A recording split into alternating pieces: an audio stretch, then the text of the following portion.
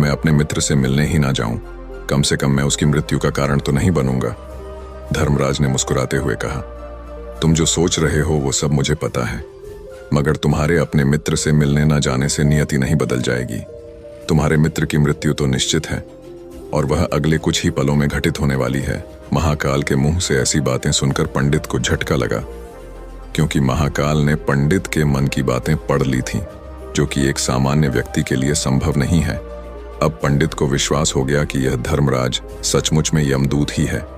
जब पंडित को यह पूर्ण विश्वास हो गया कि धर्मराज जी यमदूत हैं तो वह घबरा गया। वह अपने मित्र की मृत्यु का कारण नहीं बनना चाहता था, इसलिए वह पलटकर अपने गांव की तरफ वापस जाने लगा। लेकिन जैसे ही पंडित वापस जाने के लिए मुड़ा, उसने देखा कि उसका मित्र तेजी से उसकी तरफ चला आ रहा है, जो कि पंडित को देखकर अत्यंत प्रसन्न दिखाई पड़ रहा था।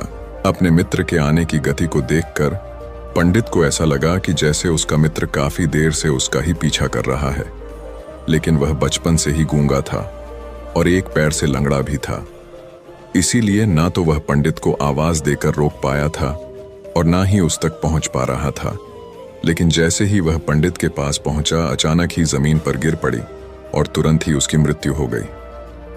पंडित हक्का बक्का होकर धर्मराज की ओर देखने लगा, जैसे कि वह पूछना चाह रहा हो कि आखिर क्या हुआ। धर्मराज पंडित के मन में उठ रहे प्रश्नों को समझ गया और बोला, तुम्हारे मित्र ने पिछले गांव में ही तुम्हें देख लिया था और वे वहीं से ही तुम्हारा पीछा कर रहा था, लेकिन गूंगा और लंगड़ा होने की वजह से वह तुम तक नहीं पहुंच पाया।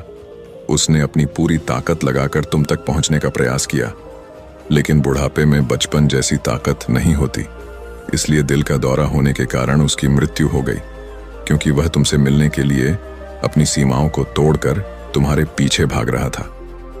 इसलिए अपने मित्र की मृत्यु का कारण भी तुम ही कहलाओगे।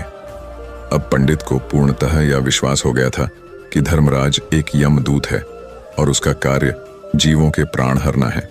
लेकिन पंडित एक ज्ञानी व्यक्ति था। वह यह भी जानता था कि मृत्यु पर किसी का वश नहीं है, सबको एक ना एक दिन मरना ही है। यही सोचकर उसने अपने आप को संभाल लिया। लेकिन अचानक ही पंडित के मन में अपनी मृत्यु के बारे में जानने की इच्छा हुई, इसलिए उसने धर्मराज से पूछा कि जब मृत्यु मेरे दोस्त की होनी थी तो तुम शुरू से ही मेरे साथ क्यों चल रहे थे। यह प्रश्न सुनकर धर्मराज जोर से हंसा और बोला, मैं तो हर पल हर क्षण सभी के साथ चलता हूं, किंतु लोग पहचान नहीं पाते, क्योंकि लोगों